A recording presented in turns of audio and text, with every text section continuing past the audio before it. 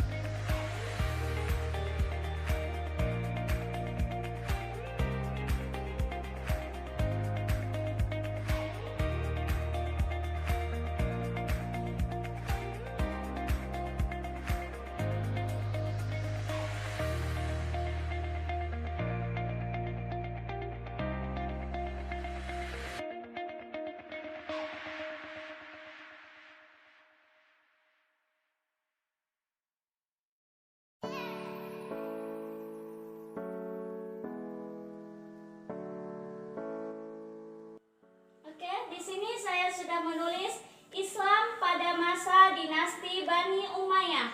Yang pertama kita bahas yaitu sejarah berdirinya dinasti Bani Umayyah. Bani Umayyah dimulai sejak Khalifah Utsman tewas terbunuh. Setelah wafatnya Khalifah Utsman, Ali bin Abi Thalib diangkat sebagai khalifah selanjutnya. Tapi tidak semua kelompok bersumpah setia, salah satunya Muawiyah bin Abi Sufyan. Setelah Khalifah Ali wafat, umat Islam kemudian mengangkat Hasan bin Ali sebagai khalifah. Namun sosok Hasan terlihat lemah secara politik. Pada akhirnya Hasan menyerahkan jabatan khalifah kepada Muawiyah melalui perjanjian damai. Dengan demikian berdirilah dinasti baru yaitu dinasti Bani Umayyah. Kerajaan Bani Umayyah didirikan oleh Muawiyah bin Abi Sufyan pada tahun 41 Hijriah atau 661 Masehi di Damaskus dan berlangsung hingga pada tahun 132 Hijriah atau 750 Masehi. Nama dinasti ini diambil dari nama tokoh Umayyah bin Abdul Asyams, kakek buyut dari khalifah pertama Bani Umayyah, yaitu Muawiyah I. Muawiyah bin Abi Sufyan adalah seorang politisi yang handal, ahli administrasi, wawasannya luas, bijaksana, serta dermawan. Lanjut sekarang kita ke pembahasan yang kedua, yaitu khalifah-khalifah pada masa dinasti Bani Umayyah. Pada dinasti Bani Umayyah ada 14 khalifah pada masanya. Saya akan menyebutkan satu persatu nama-nama khalifah tersebut beserta masa kekuasaannya. Yang pertama, Muawiyah bin Abi Sufyan pada tahun 661 sampai 680 Masehi. Yang kedua, Yazid bin Muhammad pada tahun 680 sampai 683 Masehi. Yang ketiga, Muawiyah bin Yazid pada tahun 683 sampai 684 Masehi. Yang keempat, Marwan bin Hakam pada tahun 684 sampai 685 Masehi. Yang kelima, Abdul Malik bin Marwan pada tahun 685 sampai 705 Masehi. Yang keenam, Walid bin Abdul Malik pada tahun 705 sampai 715 Masehi. Yang ketujuh, Sulaiman bin Abdul Malik pada tahun 715 sampai 717 Masehi. Dan yang kedelapan, Umar bin Abdul Aziz pada tahun 717 sampai 720 Masehi. Yang kesembilan, Yazid bin Abdul Malik pada tahun 720 sampai 724 Masehi. Yang ke-10, Hisham bin Abdul Malik pada tahun 724 sampai 743 Masehi. Yang ke-11, Walid bin Yazid pada tahun 744 Masehi. Yang ke-12, Yazid bin Walid pada tahun 744 Masehi. Yang ke-13, Ibrahim bin Walid pada tahun 744 Masehi. Dan yang terakhir, Marwan II Al-Jaqdi pada tahun 750 Masehi. Oke, pada pembahasan yang ketiga yaitu prestasi-prestasi yang dicapai pada masa Bani Umayyah.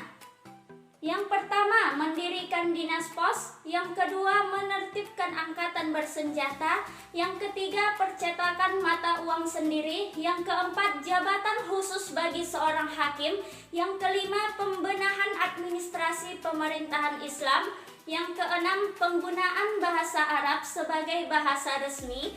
Yang ketujuh, membangun panti untuk orang cacat. Yang kedelapan, membangun jalan raya. Yang kesembilan, membangun pabrik, gedung pemerintahan dan masjid yang megah. Yang kesepuluh, hadirnya ilmu bahasa Arab, nahwu, shorof, dan lain-lain. Yang kesebelas, pengembangan ilmu agama-agama Islam. Oke, selanjutnya faktor-faktor kemunduran dinasti Bani Umayyah. Ada 5 faktor yang menyebabkan kemunduran dinasti Bani Umayyah. Yang pertama, sistem pergantian khalifah. Pergantian khalifah menyebabkan persaingan yang tidak sehat di kalangan anggota keluarga istana. Yang kedua, latar belakang Bani Umayyah. Konflik politik menyedot kekuatan pemerintahan. Yang ketiga, pertentangan etnis antara suku. Pertentangan etnis antara suku Arabia dengan Arabia Selatan semakin meruncing. Yang keempat, lemahnya kedaulatan pemerintahan, sikap hidup mewah di lingkungan istana, dan kurangnya perhatian penguasa terhadap agama. Yang terakhir yaitu munculnya kekuatan baru, munculnya gerakan baru yang didukung oleh Bani Hashim karena merasa dikelas duakan oleh pemerintahan Bani Umayyah. Dan pembahasan yang terakhir yaitu faktor-faktor yang menyebabkan runtuhnya Bani Umayyah. Ada 4 faktor yang menyebabkan runtuhnya Bani Umayyah. Yang pertama, terjadinya persaingan kekuasaan di dalam anggota keluarga Bani Umayyah. Yang kedua, tidak ada pemimpin politik dan militer yang handal. Yang ketiga, munculnya berbagai gerakan perlawanan yang menentang kekuasaan Bani Umayyah. Dan yang keempat, serangan pasukan Abu Muslim Al-Khurasyani dan pasukan Abul Abbas. Oke, baik. Setelah memahami tentang Daulah Bani Umayyah, kita dapat mengetahui strategi-strategi pada masa dinasti Bani Umayyah. Dinasti Umayyah sangat hebat dalam bidang pertahanan militernya, sehingga dapat dijadikan acuan untuk menata suatu pemerintahan. Dan dari runtuhnya dinasti Bani Umayyah dapat memberikan pelajaran kepada kita bahwa kekuasaan yang telah kita peroleh harus dijaga dengan baik dan jangan diselewengkan. Terima kasih. Mungkin hanya ini pembahasan dari saya, presentasi saya tentang Islam pada masa dinasti Bani Umayyah. Sekian dari saya ucapkan terima kasih.